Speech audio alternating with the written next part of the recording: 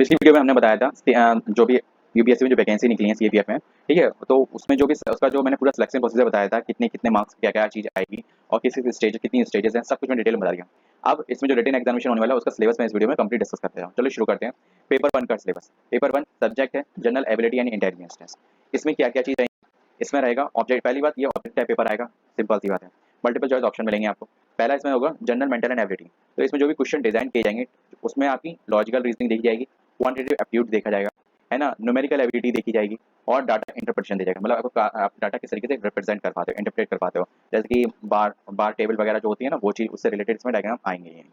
Next इसमें जो आप जनरल साइंस, है ना, जनरल साइंस में आपको क्वेश्चन किस तरीके के पूछेंगे, जो कि पूछे जाएंगे जनरल अवेयरनेस से रिलेटेड, मतलब अभी करंट में क्या चल रहा है, साइंटिफिक टेम्पर से रिलेटेड, साइंटिफिक फील्ड में इसमें मतलब क्या की कुछ नई इवोल्यूशन हो रहा है वो भी चीज़, comprehension and appreciation of the scientific phenomena on everyday observation.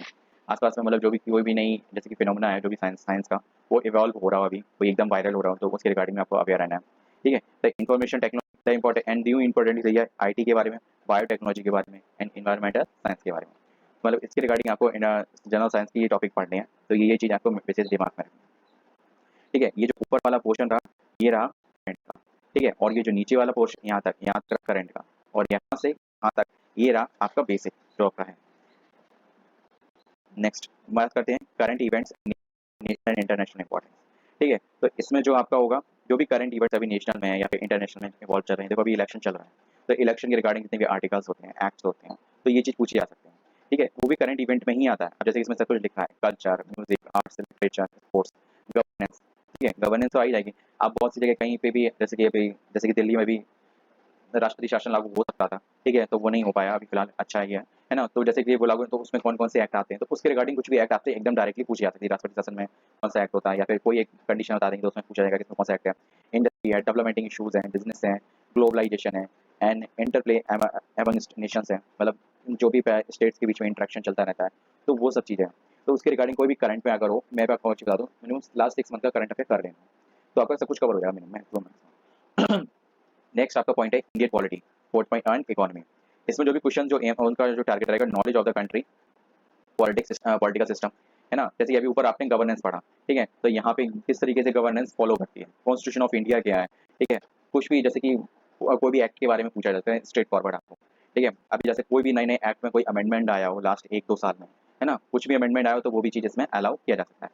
Public administration के रिगार्डिंग, है ना, economic development in India and regional and international security issues.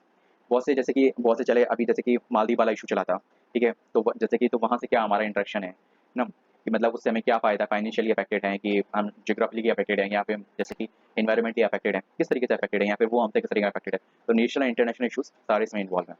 अभी जैसे कि ओमान वगैरह में जैसे कि लड़ाई चल रही है, सॉरी, अभी कुछ मतलब अरब देश में इधर साइड लड़ाई होते हैं एंड जो फंडामेंटल ड्यूटीज़ होते हैं, ये 2 चीज़ें इसमें विशेष पढ़ लेना। ये इस लेवल के पेपर में ये चीज़ें बड़ी स्ट्रेट फॉरवर्ड पूछी जाती हैं। अब इन्होंने ह्यूमन राइट्स बोल ही दिए हैं, तो फिर जो फंडामेंटल राइट्स हैं ह्यूमन्स के, तो वो चीज़ आपको पता होनी चाहिए। आर्टिकल 21A या 7B में क्या-क्या चीज़ें हैं, तो वो चीज़ थोड़ा इन डेप्थ पढ़ लेना, जिससे कि आपकी जो क्लियर कट कॉन्सेप्ट अच्छे से हो जाए। नेक्स्ट पॉइंट है आपका हिस्ट्री ऑफ इंडिया। तो हिस्ट्री ऑफ इंडिया जो इसमें क्या है, ब्रॉडली कवर है, ठीक है, किसके, social, economic and political aspect. ठीक है, तो जो भी आपको social, economic and political aspect, मतलब जैसे कि किस तरीके से हिस्ट्री हमारी इवॉल्व हो रही है, किस तरीके से हो रही है, और फिर वहाँ पे जैसे कि इकोनॉमिक का मतलब जैसे सिक्के का चलन कब से चला, ठीक है, पहले हम किस राजा से पहले या किस शासनकाल में ये चीज़ स्टार्ट हुई, सिक्के का चलन आया, ठीक है, करेंसी एक्सचेंज करेंसी का हुआ, ये पहले हम लोग किसकी करेंसी यूज़ करते थे, या फिर लोहे की या फिर तांबे की, है ना, फिर चांदी की, फिर सोने की, फिर इस तरीके से हम ये चीज़ यूज़ करने लगे, तो वो चीज़ अफेक्ट है। और पॉलिटिकली एस्पेक्ट्स जैसे कि नवरत्न कहाँ होते हैं, तो ये बहुत कॉमन चीज़ होगी, पर धीमे धीमे इन चीज़ें डीप में चलता जा रहा है, जितने जितने आगे एग्जाम आते रहे हैं, तो थोड़ा सा डेप्थ में जा रहा है कोई भी एग्जाम, तो इस चीज़ का विशेष ध्यान रखें आप पढ़ें। दूसरा मेन चीज़ है इंडियन फ्रीडम स्ट्रगल। देखो वो चीज़ देखो यहाँ पे लिखा हुआ है, मैंने ये चीज़ में देखी नहीं थी, पर area two of the growth of the nationalism and the freedom movement. तो इंडियन फ्रीडम स्ट्रगल जो या इंडियन फ्रीडम मूवमेंट जो है ना, तो वो विशेष ध्यान रखें। 1857 की जो लड़ाई से लेके जब तक भारत आज़ाद हुआ है 1950 1947, तो इस बीच के एरिया में जो भी इवोल्यूशन हुआ है उसको जरूर विशेष ध्यान रखें। कोई भी एक्ट आई हो, कोई भी चीज़ लागू हुई हो, कोई भी धरना धरा हो, कुछ भी हुआ हो, ठीक है, उसके बारे में हम जितना इवॉल्व पढ़ते रहेंगे वो आप ज़्यादा से ज़्यादा इंटरेस्ट दिखाएंगे। नेक्स्ट बात करते हैं इंडियन एंड वर्ल्ड ज्योग्राफी के बारे में। तो Indian world geography physical, social, economic aspects, ये जो भी ज्योग्राफी इसके रिगार्डिंग हो वो आप पढ़ते हो। और इंडिया एंड वर्ल्ड ज्योग्राफी, तो जो भी मैंने मालदीव वाला इशू बताया वो इसमें इंक्लूड हो गया, क्वेश्चन पूछा जा सकता है। ये आपका हो गया पेपर वन कंप्लीट। अब नेक्स्ट बात करते हैं पेपर 2 के सिलेबस के बारे में। पेपर 2 में आपका क्या है, जनरल स्टडीज़ एंड ऐसे एंड कॉम्प्रिहेंशन, तो जो कि पेन पेपर में बेस्ड पेपर है, तो इसी का विषय चलते हैं। ये कुछ इस तरीके से आएगा, आपका जो पार्ट 1 होगा ऐसे 80 नंबर का होगा, 80 नंबर का आएगा। ऐसे जो होगा कि 80 नंबर्स के आएंगे, ठीक है। जैसे देखते हैं answer the long and narrative either Hindi and English, ठीक है। जैसे मैंने आपको बताया था कि दोनों लैंग्वेज में आप किसी एक लैंग्वेज को चूज करके लिख सकते हो। 80 नंबर का आएगा। And the indicated topic are the modern Indian history specially of the, देखो फ्रीडम स्ट्रगल जो मैंने आपको बताया इंडियन फ्रीडम मूवमेंट, तो उसमें ये टॉपिक आता है फ्रीडम स्ट्रगल, ठीक है। Geography, polity, economy and the knowledge of the security and human rights issues. देखो human rights issues and analytical ability, एक मैं आपको एक चीज बता, तो ये जो ना इस पर टॉपिक बहुत चर्चित है ना। फ्रीडम स्ट्रगल बहुत चर्चित है। पॉलिटी, पॉलिटी से चर्चित है, बहुत से कानून आए हैं गए हैं। इकोनॉमी, डिफ्लेशन इन्फ्लेशन जो चीज़ चलती रहती है ना, पैसा रुपया ऊपर नीचे होता रहता है, तो इसलिए इकोनॉमी के रिगार्डिंग वो चीज़ रहती है। इकोनॉमी का अगर पढ़ना है तो इस साल का बजट जरूर पढ़ लेना, उसी में से कोई ना कोई अगर इकोनॉमी से आएगा तो उसी से एफिलेटेड होकर कोई ना कोई टॉपिक जरूर आएगा, है ना। पॉलिटी जो भी इवोल्यूशन हो रहे हैं और जो भी एक्ट वगैरह में चेंजमेंट हो रही है उससे अफेक्टेड हो गया है। फ्रीडम स्ट्रगल पूरा एरा जो मैंने आपको बताया 1857 से लेके, है ना, वहाँ से लेके आपका 1947 है। इस बीच का आप जो भी पढ़ोगे 1747 से पढ़ लो, वो भी अच्छी अच्छा रहेगा। पर 1857 से एक क्रॉस रहेगा क्योंकि वहाँ से एकदम आज़ादी का स्टार्ट हुआ था वैसे, तो उस बीच का आपको पढ़ना पड़ेगा, तो आपका ये चीज़ कवर हो जाएगा। नेक्स्ट ह्यूमन राइट इशूज बहुत अच्छा टॉपिक है।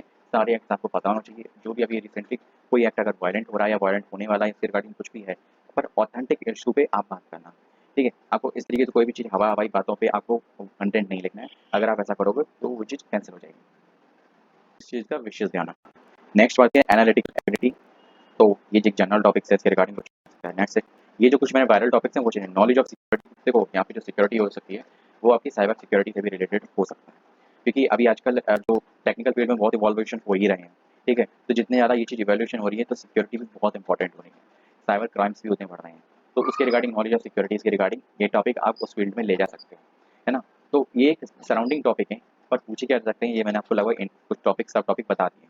नेक्स्ट बात करते हैं पार्ट 2 जो इसका रहेगा, उसमें रहेगा comprehension other communication and language, ठीक है। तो इसमें आपका क्या है, ये 120 नंबर का, ठीक है। इसमें केवल इंग्लिश चलेगी, दैट्स इट। टॉपिक जो भी आएंगे कॉम्प्रिहेंसिव पैसेज के, and developing counter arguments, simple grammars and other language. देखो सिंपल सी बात है, अगर जब वो कह रहे हैं कि हम आपकी भाषा चेक करना चाहते हैं कि मतलब आपकी लैंग्वेज कितनी अच्छी है, आपकी इंग्लिश में पकड़ कितनी अच्छी है ना, तो सिंपल सी बात है वो ये पूछेंगे ही आपकी ग्रामर्स, रूल्स, रेगुलेशंस वगैरह।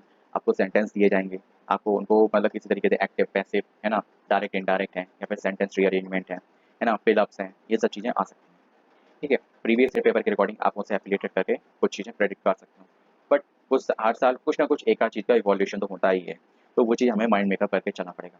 दूसरी बात ये कि हमें ये चीज़ बता देना कि पेपर 2 के करते करते हम पेपर 1 को भी ना भूल जाए। पेपर 1 में टॉपिक वाइड है, ज़्यादा ज़्यादा टॉपिक है जो मैंने आपको बताया अभी, ठीक है। बट पेपर 1 अगर आप मिनिमम मार्क्स गेन नहीं करोगे तो पेपर 2 आपका चेक ही नहीं होगा।